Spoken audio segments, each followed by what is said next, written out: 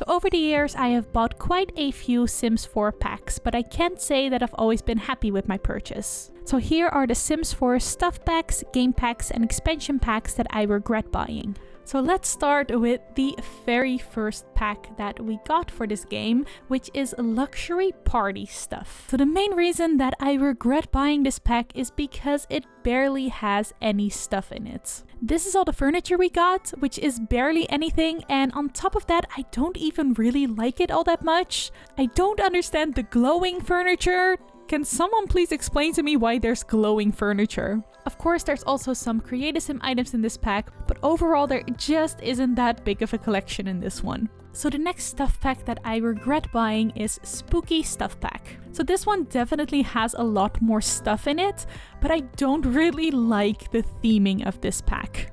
So overall, I'm not the biggest Halloween person, and this pack is obviously very centered on Halloween, and in a way that really only caters to Halloween. I wish it was a bit more generic spooky mention, something that might apply to other situations other than just Halloween. So as a person that doesn't really celebrate Halloween all that much in The Sims, I don't really use this pack. I don't like the furniture. You can't really use it for anything other than Halloween.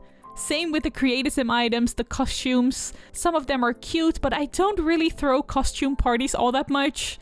So this pack just doesn't get that much use. So the next stuff pack that I want to talk about is My First Pet Stuff. So probably controversial opinion, I actually quite like this pack. I really like the style of the furniture. It's very fun, it's very cute. The reason why I regret buying this pack is because I don't really like the way that this pack was released. So if you don't know, you can only buy My First Pet Stuff if you already own cats and dogs, and that's because there are some items in this like litter boxes and such that only work if you have cats and dogs in your game. And I think that's just such a shame, because first of all, it's kind of shady to force people to buy an expansion pack to be able to buy this stuff pack, but it's also a shame because this pack could have easily been a more accessible way for people with less money to spend to get some sort of pets in their game. They should have just removed the cats and dogs items and replaced it with a few more pieces, and it could have just been a really cute pet-centered stuff pack. Alright, the next stuff pack that I regret buying is Moschino Stuff Pack. And not just because I'm not really sure how to pronounce this one, also because I just never use it. I don't think there's inherently anything wrong with this pack. Both the furniture and the Creative Sim are kind of hit or miss with me. I like some of the pieces, I dislike some of the other ones. And from what I've seen, the gameplay with the photo studio works fine. The problem that I have with this stuff pack specifically is that I never use it.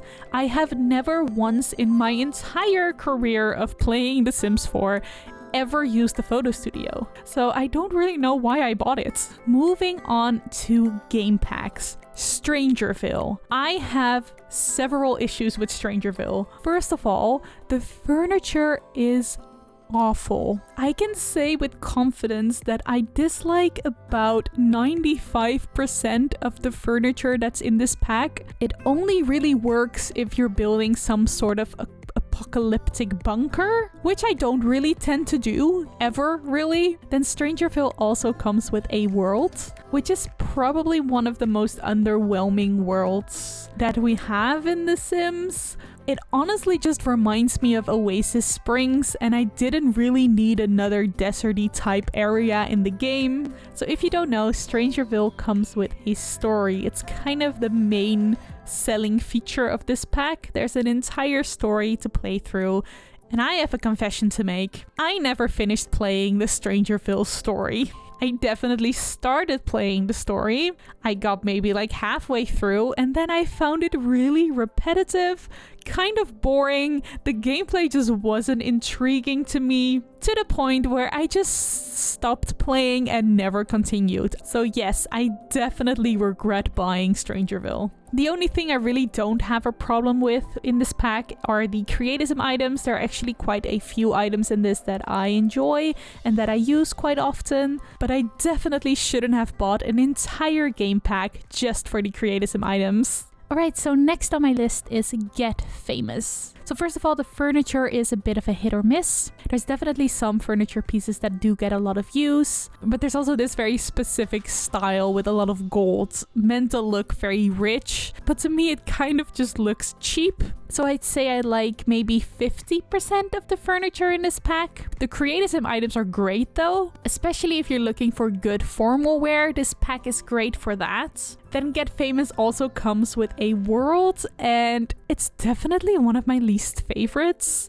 Again, just as with the Strangerville world, it's just very underwhelming. It doesn't have a lot of theming. The world doesn't really feel alive. I don't really play in it. I don't really like it all that much. So overall, the stuff that's in the pack is kind of like 50-50, hit or miss. But then we get to the gameplay. And I do like the concept of the gameplay, but I don't really like the way that it has been carried out. I just find famous Sims to be incredibly annoying. First of all, Sims get famous over the most trivial things. Every single household that I play with, at least one of the Sims will get famous for selling paintings, talking to people, playing instruments. It doesn't matter. At least one of them will get at least some form of fame by just living their lives. I also find famous Sims to be incredibly annoying. The paparazzi is annoying. You can also never talk to a famous Sim. You can never befriend a famous Sim. It's just a bit annoying. And the acting career, while I do think it's fun and well executed, it's kind of similar to the other careers that we got in Get to Work, and I honestly prefer those. So overall, I don't think it's a horrible pack, but in the grand scheme of things, I think there's just not enough positive things in this pack to make me really happy with my purchase. Alright, and those were all the packs that I regret buying. So you might be surprised that there are some packs that I haven't mentioned. For example, Journey to Batu, any of the kits probably, and My Wedding Stories. So the reason I didn't mention any of these packs is because I never bought them. I pretty much anticipated that I would regret my purchase and ended up not buying them. Let me know in the comments if there are any packs that you regretted buying, or if there are any packs that you ended up not buying because you feared that you might regret it if you did. Thank you so much for watching, and I hope to see you again soon. Bye everyone!